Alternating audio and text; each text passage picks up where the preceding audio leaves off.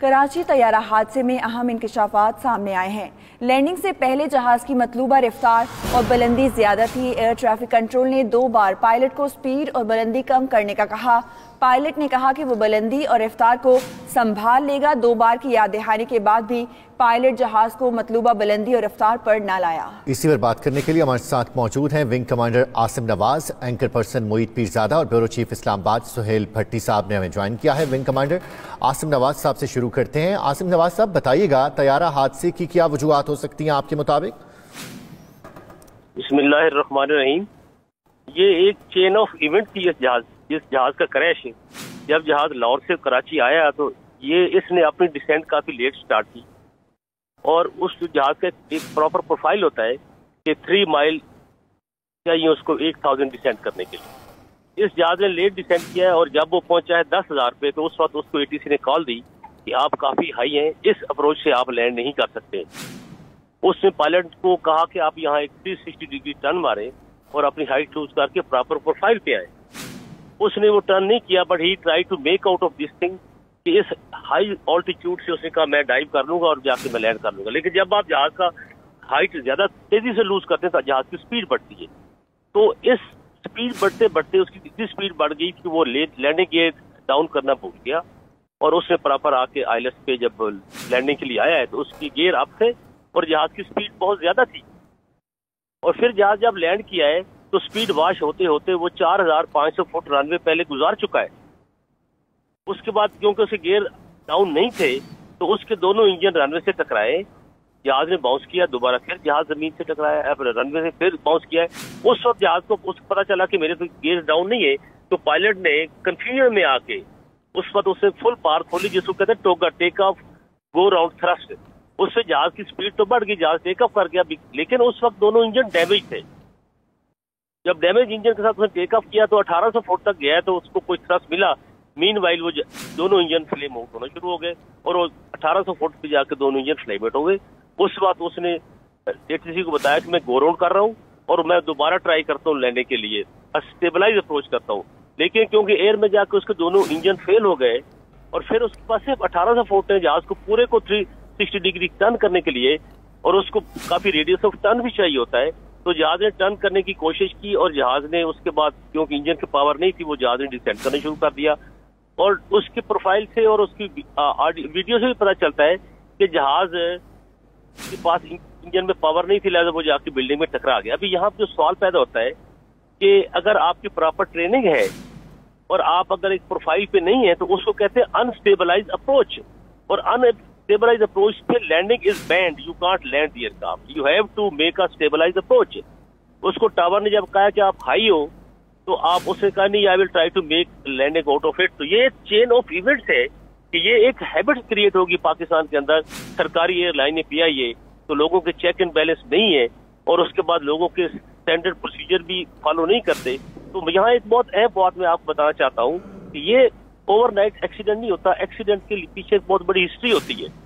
एक होता है federal FDA programme, flight data analysis. हर दुनिया की एयरलाइन में FDA प्रोग्राम होता है। जब कभी उड़ते हुए कप्तान या पायलट कहीं भी कोई गलती करेगा, अपने स्टैंडर्ड प्रोसीजर से या कहीं डेविएट करेगा, तो FDA के जरिए वो मैनेजमेंट को पता चल जाए और वो उसके खिलाफ एक्शन लेती है, उसको ग्राउंड कर दे, उसकी मजीद ट्रेनिंग कराए, उसको वार्निंग दे। तो कुछ ना कुछ प्रोग्राम फॉलो होता है। PIA में आज तक हमने सुना नहीं है कि FDA प्रोग्राम के ऊपर उन्होंने किसी पायलट को पनिशमेंट किया हो। अगर कोई पायलट पकड़ा भी जाए जो उसने कोई वायलेशन की है तो पीछे इनकी एसोसिएशन होती हैं जो उनके ऊपर सियासी असर और रसूख होता है, वो पायलट को बचाने में अपना पूरा किरदार अदा करती है। यहाँ पे एक बड़ी मिसाल अच्छी आपको देना चाहता हूँ कि जब ये जहाज क्रैश हुआ है उसके बाद पाकिस्तान एयरलाइन पायलट एसोसिएशन ने अपनी एक इंक्वायरी कर रही है। भाई ये जहाज क्रैश होने के बाद जो इंक्वायरी होगी उसमें या तो पायलट ब्लेम होगा या CA पाकिस्तान का कंट्रोलर ब्लेम होगा, जिसने उसको फॉर्मली ये नहीं कहा कि आप गो राउंड करके दोबारा आके लैंड करो। तो ये दो पार्टियां तो ठीक है, तहकीकात का आगाज किया जाएगा। आसिम नवाज साहब आप साथ ही रहिएगा। सुहेल भट्टी साहब भी हमारे साथ मौजूद हैं, ब्यूरो चीफ इस्लामाबाद। सुहेल भट्टी साहब, आप बताइएगा तैयारा हादसे की क्या वजूहात सामने आई हैं आपके मुताबिक? देखिए, इंक्वायरी का सिलसिला जारी है और अब तक जो कुछ हकायक इकट्ठे किए गए उसके अंदर बहुत से इंकशाफात हुए हैं। जिस राय का ये कहना है कि ये तैयारा इंतहाई ज्यादा बुलंदी पर था कंट्रोल टावर से जब इसका रब्ता हुआ, उसको 2 मरतबा इस बारे के अंदर डायरेक्शन दी गई कि वो अपनी जो बुलंदी है उसको कम करे और उसके साथ उसको स्पीड को भी कम करना था। लेकिन 2 मरतबा हिदायत मिलने के बावजूद इस त्यारे का कप्तान बदकिस्मती के साथ त्यारे की जो मतलूबा बुलंदी थी और जो स्पीड थी उससे मुतलिक जो हिदायत थी उसके पर अमल दरामद करने में नाकाम रहा। यही वजह है कि हम देखते हैं कि जो तस्वीर मसूल हुई इस त्यारे की और उसके साथ जो रनवे की जो फुटेज मसूल हुई उसके अंदर वाज़ेह तौर पर देखा जा सकता है कि जब SOPs के अगेंस्ट त्यारे को लैंड करवाने की कोशिश की गई, उसके साथ स्पीड भी ज़्यादा थी, बुलंदी भी ज़्यादा थी और उसके साथ साथ त्यारे का कप्तान उसका जो लैंडिंग गियर था उसे खोलना वो भूल गया, जिसके नतीजे में इस त्यारे के दोनों इंजन और इस त्यारे की बैली वो कराची एयरपोर्ट के रनवे पर टकराई, वहीं पर वो डैमेज हुई। और हैरानकुन तौर के ऊपर जब ये त्यारा लैंड कर चुका था और उसके त्यारे के इंजन रगड़ खा चुके थे, उसके बावजूद उस कप्तान ने उसको दोबारा उसको टेक ऑफ कराया। आलमी माहिरीन ने भी इसके ऊपर बहुत से सवालात उठाए हैं और दीगर पाकिस्तानी माहिरीन के ऊपर भी इसके ऊपर बहुत से सवालात उठा रहे हैं कि इस तरीके के साथ एक नॉर्मल हालात के अंदर इस त्यारे के कप्तान ने उसको लैंडिंग करवाई इस हकीकत के बावजूद कि वो बहुत ज्यादा बुलंदी पर था, उसकी स्पीड ज्यादा थी। ठीक है, और एक मुमकिन तौर पर पायलट की जानिब से भी गलती हो सकती थी, इस बारे में भी इशारा किया जा रहा है। सोहेल इकबाल भट्टी साहब आप साथ रहिएगा। हमें ज्वाइन किया सीनियर एंकर पर्सन मोहित पीरजादा साहब ने। मोहित पीरजादा साहब, आप बताइएगा, पायलट ने तैयारा जमीन पर लाने के बाद दोबारा फजा में क्यों बुलंद किया?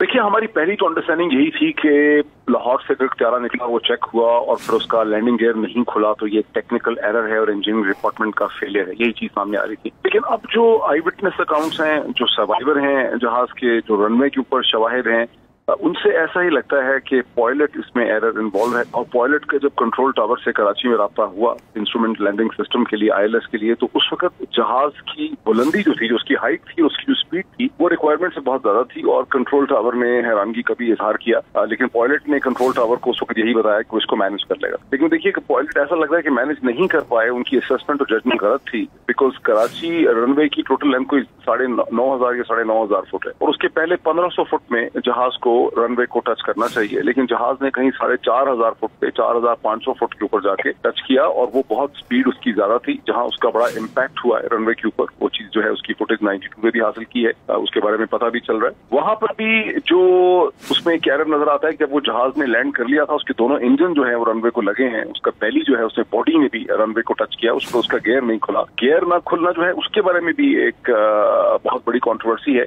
बिकॉज हमें अब ये पता चल रहा है एविएशन एक्सपर्ट से और जो पायलट्स हैं उनसे बात करके ये पता चल रहा है कि जब लैंडिंग गियर को अगर ना खुले किसी प्लेन का, वो लैंडिंग सिचुएशन में जाए, तो उस वक्त उसके अंदर घंटियां बजने लग जाती हैं, अलार्म बजने लग जाते हैं, अलर्ट होते हैं। लेकिन पायलट को ऐसा लगता है कि उसका एहसास नहीं हुआ, बिकॉज पायलट ने कंट्रोल टावर को, या तो अगर पायलट को ये लग रहा था 5 मिनट पहले, 4 मिनट पहले तो उसका लैंडिंग गियर नहीं खुल रहा, उसके टायर बाहर नहीं आ रहे, तो फिर पायलट कंट्रोल टावर को बताता कि मेरे लैंडिंग गियर नहीं खुल रहा है, मुझे एक बेली लैंडिंग करनी है या इमरजेंसी लैंडिंग करनी है। उस सूरत में जाहिर है कि पायलट को एक लो एल्टीट्यूड इख्तियार करना था, कम स्पीड पे आना था, नीचे आना था और ज्यादा एहतियात से लैंड करना था। और ऐसा कई दफा हुआ है गुज़श्ता 15-20 बरस में कि बड़े बड़े जहाजों ने बेली लैंडिंग की है एयरपोर्ट्स पे, और जहाज जो है खुद PIA के जहाजों ने भी बेली लैंडिंग एक दफा की है 747 में 1986 में, और जहाज भी बच जाता है और जिंदगी का भी कोई नुकसान नहीं होता। लेकिन यहाँ यही लगता है कि पायलट की जजमेंट जो थी स्पीड और एल्टीट्यूड पे वो ठीक नहीं थी। जहाज ने नीचे टच किया, उसके बाद पायलट को एहसास हुआ कि डैमेज हो रहा है, मैं इसको मैनेज नहीं कर सकूंगा, जहाज रुक नहीं पाएगा, उसको दोबारा जो है वो ले उड़े हैं और दोबारा उन्होंने फिर लो एल्टीट्यूड पे कम स्पीड से उन्होंने लैंड करना चाहा। लेकिन उस वक्त जहाज के जो इंजन है वो नाकारा हो चुके हुए थे, जिसकी वजह से उनको एक रिक्वायर्ड एल्टीट्यूड नहीं मिल रहा था और वो जो लो बिल्डिंग थी थोड़ी सी हाई एल्टीट्यूड की, उससे भी त्यारा जो है वो टकराया। ये वो सब चीजें जो हमें अभी ऐनी शाहिद से पता चल रही हैं, सर्वाइवर से पता चल रही हैं, हमें एक्सपर्ट से पता चल रही।